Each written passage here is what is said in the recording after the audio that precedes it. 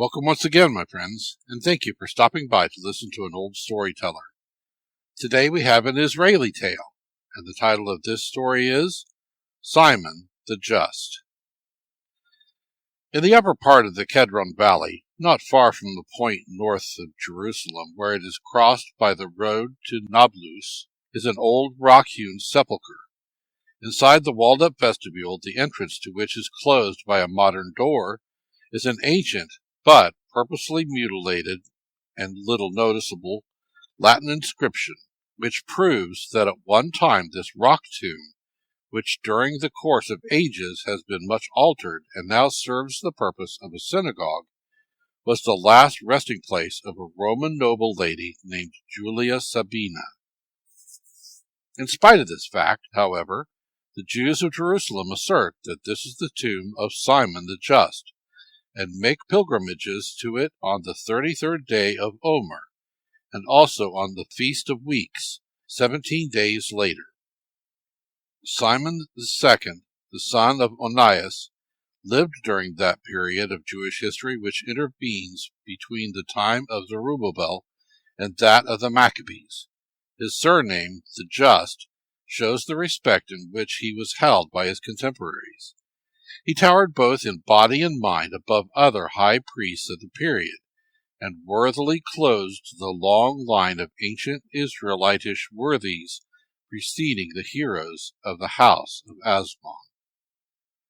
Jesus, the son of Sirach, describes his works in the repairs and fortifications of the city and temple, and dwells with enthusiastic reverence on his majestic appearance when he came from behind the veil hiding the Holy of Holies into the midst of the people as they thronged the temple courts on the grand annual Day of Atonement.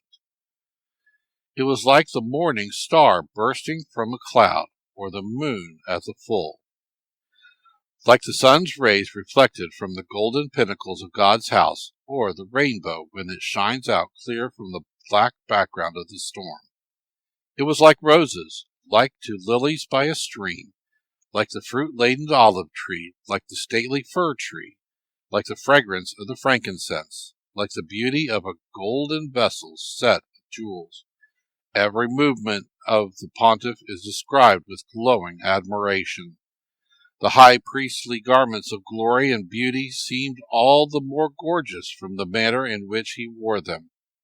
His form towered above those of his fellow priests, as does a cedar in a palm grove, and all his ceremonial acts, the pouring out of the libations to a blast of silver trumpets, the shouting of the multitude, the harmony evoked by the band of Levitical musicians and singers, above all, Simon's delivery of the final benediction, were things never to be forgotten of the witness. Nor was it his physical beauty alone which drew out the love of those who knew him.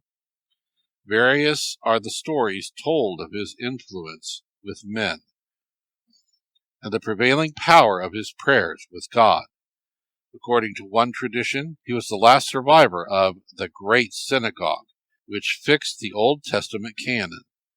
Another says that it was he who met Alexander the Great when that conqueror, known in the Arab folklore as the second Iskandar Dhul-Qarnayn, the first of that name having been a prophet contemporary with El-Khalil, and to whom we alluded when speaking of El-Qudur and the Fountain of Youth, came to Jerusalem about 330 BC, while a third asserts that it was Simon the Just who tried to dissuade Ptolemy Philopator from intruding into the temple at Jerusalem. The whole city was panic-stricken when the monarch announced his resolution. The dense crowd sent heavenward a shriek so piercing that it seemed as if the very walls and foundations shared in it. In the midst of the tumult was heard the prayer of Simon, invoking the all-seeing God. And then, like a reed broken by the wind, the Egyptian king fell on the pavement and was carried out by his guards. It is also related that, till the days of Simon the Just, it was always the right hand of the high priest that drew the lot for the scapegoat. but that afterwards the right and left wavered and varied. Till his time the scarlet wool bound round the horns of the animal turned white in token of the atonement being accepted and all sins forgiven. But after his days its changing color was never certain. In his days the golden candlestick in the holy place burned without failing. Afterwards it frequently went out. 2 faggots daily were sufficient to keep the flame on the great altar of burnt offering in front of the temple porch alive in his time. But later, piles of wood were not enough. In the last year of his life he is said to have foretold his own death from the omen that, whereas on all former occasions he was accompanied to the entrance of the Holy of Holies, on the solemn yearly fast day by an angel in the form of an aged man clad in white from head to foot, this year his mysterious companion was clothed in black, and followed him as he went in and came out. His teaching may be judged of by the saying ascribed to him: there are 3 foundations of the universe: the law, worship, and almsgiving.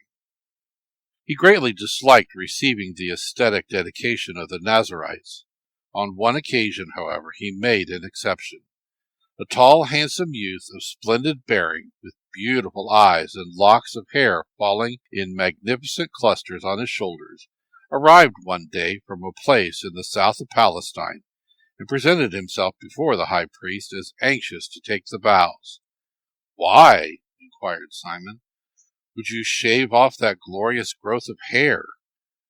The young man replied, "I was keeping my father's flocks, when one day, whilst drawing water from a well, I beheld, with vainglorious feelings, the reflection of my own image in the water, and was, in consequence, tempted to give way to a sinful inclination and be lost. I said to myself, Thou wicked one, wilt thou be proud of what does not belong to thee, but art but worms and dust? O God, I would cut off these locks for the glory of heaven." On that, Simon embraced the youth, exclaiming, "Would there were many such Nazarites in Israel!" With such a record of his life, it is no wonder that in modern times the Jews of Jerusalem ascribe miraculous powers to the intercessions of this saint, and offer vows and prayers at his shrine, as in the following story. About 200 years ago, when Rabbi Galanti was the first in Zion, there came a year of great distress for lack of rain. The whole population of the city fasted and prayed, the Christians holding services and reciting litanies in their churches, the Muslims in their mosques, and the Jews at their place of wailing. But in vain.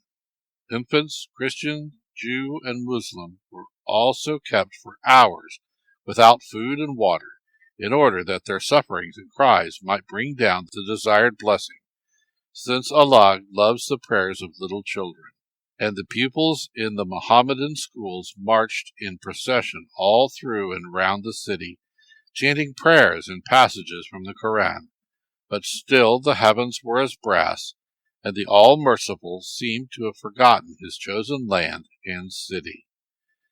In consequence of this fearful drought, popular prejudice was roused against the Jews, and a Muslim sheikh told the Pasha that Allah was keeping back the rain because they were allowed to live in Jerusalem. Hearing this, the Pasha sent word to Galanti that, unless rain fell within 3 days, the Jews should be driven out. The consternation caused by this message may be imagined. The Jews spent the next 2 days in constant prayer. Before sunrise of the 3rd day, Galanti bade his people clothe themselves for wet weather, and accompany him to the tomb of Simon the Just, to give thanks for the heavy rain that would fall before evening. The Jews believed their rabbi had gone mad, yet dared not to disobey the crown of the head of Israel. As the procession passed out at the Damascus gate, the Muslim sentries mocked them for wearing winter clothing on that intolerably hot day, under that burning sky. But the Jews trudged on their way regardless of ridicule. On reaching the shrine of Simon the Just, their rabbi's faith infected them, and they joined him with fervor and thanksgiving. Then suddenly the sky was overcast, and rain came down in torrents. Indeed, so heavy was the downpour that, in spite of their winter clothing, they were drenched to the skin. As they returned, the soldiers at the gate who had mocked them going out fell at Galanti's feet and asked forgiveness. The Pasha likewise was much impressed, and for a long while afterwards they were held in honor by the populace. Thank you once again for listening to this story. If you enjoyed this story, please press that like button. Also, please help an old storyteller out by subscribing to my channel. The next story will be posted in a few days, so until then, may your story continue to be a good one.